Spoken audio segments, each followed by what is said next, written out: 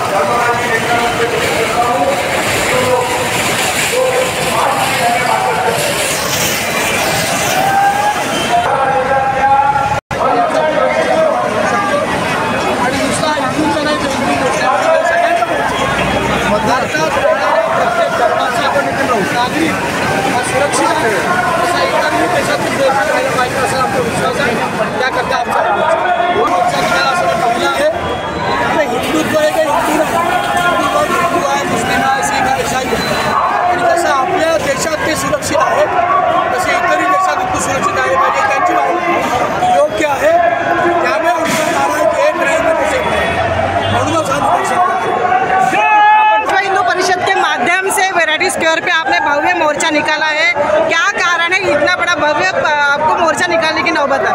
जिस बांग्लादेश को भारतीयों ने पाकिस्तान से अलग करके एक अच्छा देश बनाया, उसी बांग्लादेश पर इस्कॉन मंदिर पर अत्याचार, हिंदू महिलाओं पर अत्याचार, हिंदू युवकों पर अत्याचार, ये अब हम सहन नहीं करेंगे। हिंदू सहिष्णुता था, लेकिन अभी एक रहेंगे तो सेफ रहेंगे। इस हमारे पंतप्रधान जी के नीति पर हम चलेंगे और जैसा इस देश में सारे धर्मीय लोग सुरक्षित हैं, वैसे हमारे धर्म के भी लोग बांग्लादेश और कोई भी देश हो उसमें सुरक्षित रहने चाहिए। ये हमारी मांग है, इसलिए हमारा ये आंदोलन। सर ये बताइएगा कि जिस प्रकार से बांग्लादेश में और हर जगह पर जो मस्जिद तोड़े जा रहे, क्या उसी का कारण है ये जिस प्रकार से आपदा अभी हिंदुओं पर आन पड़ी है? हम किसी धर्मस्थल को बेवजह तोड़ने के खिलाफ है, लेकिन हिंदुओं पर होने वाले अत्याचार हम सहन करेंगे नहीं। इसी मोर्चा के साथ ये हमारा ये मोर्चा है। हम जैसा भारत में सबको समान मान्यता देते हैं, वैसा सभी हिंदुओं को विश्व में समान भूमिका मिलनी चाहिए। इसी तर्ज पर हमारा सर ये भी बताइएगा कि चिन्मय कृष्णदास स्वामी अभी भी जेल के अंदर में है, क्या उन्हें छुड़ाने का प्रयास आपकी संगठन करेंगी? बिल्कुल उचित नहीं है।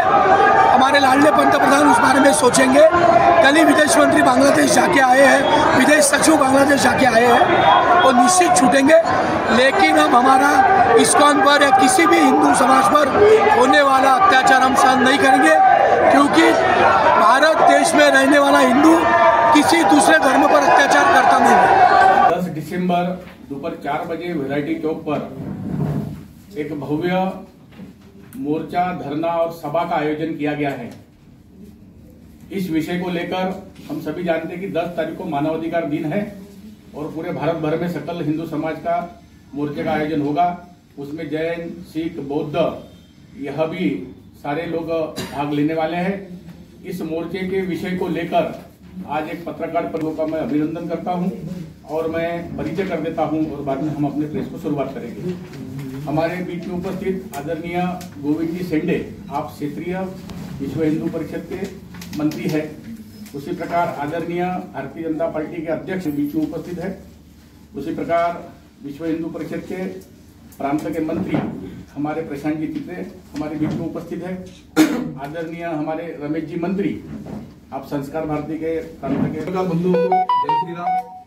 सम्मान्य गोविंद जी है, सम्माननीय रमेश जी, हमारे विश्व हिंदू परिषद के पश्चिम महानगर के मंत्री अमोल जी ठाकरे और उपस्थित सभी बंधुओं एवं भगिनी, आपको ज्ञात होगा जब से बांग्लादेश की सरकार बदल गई है और बांग्लादेश के अंदर में कट्टरपंथियों की सरकार आई है और कट्टरपंथियों की सरकार आने के पश्चात वहां पर जितने भी अल्पसंख्यक वहां के हैं, हिंदू है, दलित है, बौद्ध है, जैन है, सिख है, इनको एकमात्र टारगेट बनाकर उन्हें टारगेट कराकर उन पर अत्याचार किया जा रहा है, उनका शोषण हुआ जा रहा है।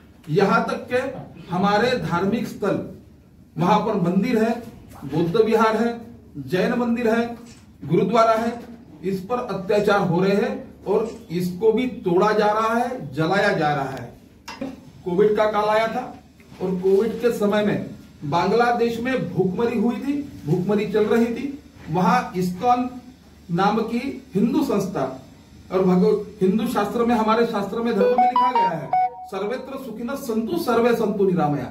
हमने कोई जाति पंथ भेदभाव नहीं किया, हमने मजहब के आधार पर भेदभाव नहीं किया, ना ही धर्म के आधार पर भेदभाव किया। 1 लाख लोगों को प्रतिरोज भोजन देना, ये कोविड में वहां की इस्कॉन के संस्था ने काम किया। ये सत्ता बदलने के बाद में शेख हसीना की सत्ता आने के बाद, जाने के बाद में, कट्टरपंथियों के हाथ में सत्ता जाने के बाद में सबसे पहला यदि उन्होंने कुछ काम किया है तो वो काम वहां के जो हमारे इस्कॉन के प्रमुख है उनको राजद्रोह के आरोप में अंदर किया गया, उन्हें राजद्रोह लगाया गया, राजद्रोह की केसेस लगाई गई और उन्हें जेल में डाल दिया गया। यहां तक के नहीं, हमारी माताओं बहनों को भी छेड़ा है और यहां तक कि उन्होंने जितने भी हिंदुओं के घर है और दलित हिंदुओं के घर है, बौद्ध अनुयायियों के घर है, सिख अनुयायियों के घर है, इनके घरों को भी जलाया है। इस देश में यह संभव नहीं है। भारत का हिंदू, यह हिंदू बांग्लादेश की हिंदुओं की भी चिंता करता है और मेरा सबसे बड़ा सवाल है, प्रश्न है यहाँ के राजनीतिक कुछ नेताओं को कि जो गाजा पट्टी का विचार करते हैं, गाजा पट्टी में मुस्लिमों पर अत्याचार होते हैं, यहाँ के मुस्लिम खड़े होते हैं तो यहाँ के कुछ कांग्रेस के और राष्ट्रवादी कांग्रेस के भी नेता सेव गाजा करके अपने टी शर्ट पहनते हैं, मंत्रालय में जाते हैं, विधान भवन में जाते हैं, जो दिखाते हैं जितुद्दीन आवाड़, जितेंद्र आवाड़ जैसे नेता के फिलिस्तीन मुक्त होना चाहिए और वहां की मुसलमानों की वो चिंता करते हैं। तो मेरा यहाँ के भी उन सारे नेताओं से निवेदन है कि उन्होंने वहां के भी हिंदू भाइयों की चिंता करनी चाहिए, क्योंकि हमारे शास्त्र में लिखा है धर्मो रक्षति रक्षिता, हम धर्म का रक्षण करेंगे तो धर्म भी हमारा रक्षण करेगा और हमारा धर्म भी सर्वत्र सुखिनः सन्तु वाला महामंत्र देता है। इसलिए हम ये निषेध हम करेंगे, बांग्लादेश सरकार का निषेध करेंगे, वहां की कट्टरपंथियों का निषेध हम कर रहे हैं और सकल हिंदू समाज के माध्यम से 10 तारीख को 2 बजे वैरायटी चौक, यानी हर 2 जगह 6 विधानसभाओं से या क्षेत्रों से सारे सकल हिंदू समाज का मोर्चा निकलेगा।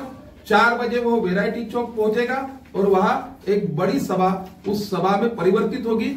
जो मानव अधिकार का दिन है 10 दिसंबर, वहां पर हिंदू मानवता की रक्षा होनी चाहिए, बांग्लादेश में मानवीय मूल्यों की रक्षा होनी चाहिए और वहां के हिंदू अनुयायी जितने भी हिंदुओं के साथ साथ जैन, बौद्ध, सिख है, उन पर जो अत्याचार हो रहे हैं वो भी रुकवाना चाहिए। ये हमारा सबसे बड़ी मांग होगी और हम कलेक्टर को यह निवेदन देंगे और सरकार से भी हम ये करते हैं, विनती करते हैं कि वहां पर भारत यह बहुसंख्यक हिंदू समाज का देश है, भारत यह हिंदू राष्ट्र है, भारत यह पहले हिंदुस्तान है, तो बांग्लादेश भी भारत का ही हिस्सा था।